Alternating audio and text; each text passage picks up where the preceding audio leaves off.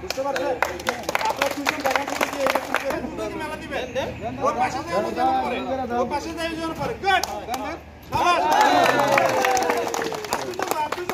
এবার ভাই স্যার আগুন ওকে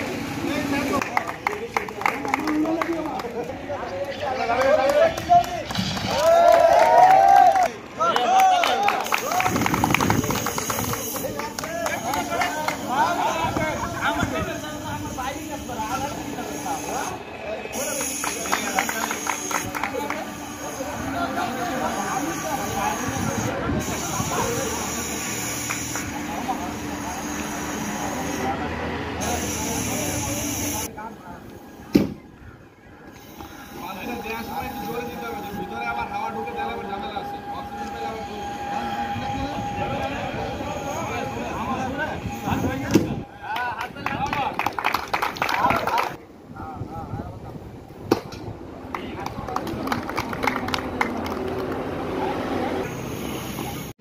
তাদেরকে উদ্ধার করে তাদের জীবন এবং সম্পদ রক্ষা করার জন্য সেই কাজটাই আমরা করি এবং এটাই সে কাজের একটা অংশ। আমরা যদি আপনাদেরকে এই ধরনের কাজে সচেতন করতে পারি, আপনারা যদি বিপদে না পড়েন, তাহলে আপনাদেরকে আমাদের ওই মৃত্যু অবস্থায় গিয়ে দেখতে হবে না, মৃত্যু অবস্থায় গিয়ে আপনাদেরকে উদ্ধার করতে হবে। আমাদের খুব কষ্ট হয় যখন দেখি যে এরকম কোনো একটা মানুষ মারা গেল রোড অ্যাক্সিডেন্টে গাড়ির ভিতরে, কোনো একটা এরকম ট্যাঙ্কির মধ্যে, তখন খুব কষ্ট হয় তাদের জন্য। এই মানুষগুলো যদি আমরা আগে একটু বুঝাতে পারতাম, আগে যদি তাদেরকে দেখে একটু আমরা এই সচেতনতা দিতে পারতাম, তাহলে হয়তো এই বিপদে যে পড়তো। এই জায়গা থেকে কিন্তু আপনাদেরকে আমরা অনুরোধ করে আমার অফিসারের মাধ্যমে আপনাদেরকে বুঝাইয়া আমরা এখানে নিয়ে আসছি। বুঝতে পারছেন? আপনারা তো জানেন Bangladesh fire service civil defence হচ্ছে একমাত্র প্রতিষ্ঠান যারা মানুষকে সেবা দেওয়ার জন্য একটা ফোনে যথেষ্ট।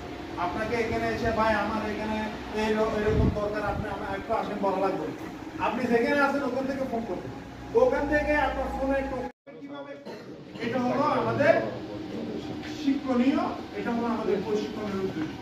আমরা কিভাবে এই কাজ করব, এই কাজ করার ঝুঁকিগুলো আমরা বলছি, এই ঝুঁকি থেকে আমরা কিভাবে রক্ষা পাবো, এই ঝুঁকিগুলো রক্ষা পাওয়ার জন্য আমাদের যে কাজগুলো করতে হবে, পুরো একটা ভবন এরকম মানে ভূমিকম্প ভবন দর্শনে যেটা হয় সেটা হয়ে গেছে। আপনি শুনছেন অনেক সময় গ্যাসে ভবন গেছে, অনেক ভবন আছে যারা সেফটি ট্যাঙ্কটা করছে ভবনের ভিতরে, বাইরে জায়গা নেই, ভিতরেই করেছে, কিন্তু এটার মধ্যে যে গ্যাস হচ্ছে এই গ্যাসটা বের হওয়ার জন্য পর্যাপ্ত জায়গা বা এরকম স্পেস বা এরকম ব্যবস্থা রাখে নেই। তখন গ্যাসগুলো জমতে আর জমা জায়গা যখন থাকে না তখন বিস্ফোরণ হয়। এগুলো আপনারা যারা কাজ করেন তারা যেমন এগুলো বুঝতে হবে, ইঞ্জিনিয়ারদেরকে বুঝতে হবে, এবং যারা মালিক পক্ষ ভবন নির্মাণ করে তাদেরকেও বুঝতে হবে, কেমন? তাহলে এ ধরনের দুর্ঘটনা থেকে আমরা রক্ষা পাবো।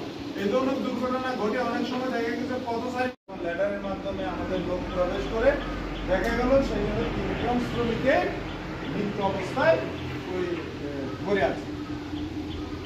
তো এরকম আরো অনেক জায়গায় এরকম আমরা বিভিন্ন কাজে বিভিন্ন সময় আমরা উদ্ধার করেছি নির্মাণ শ্রমিকদের।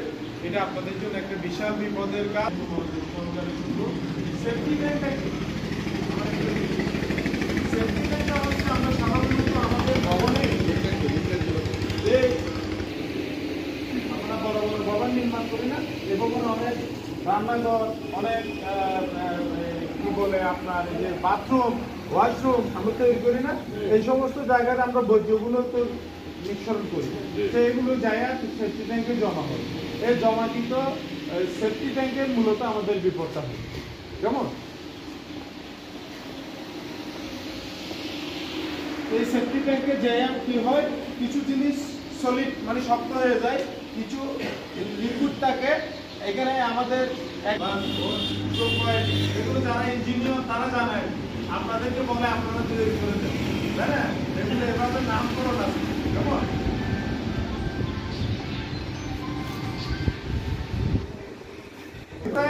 এবং বিষাক্ত কার্বন মনোক্সাইড, এই যে আমি যেগুলো বলেছি methane, ammonia, carbon monoxide, hydrogen sulphide, এগুলো সব মানব দেহের জন্য ক্ষতিকারক গ্যাস।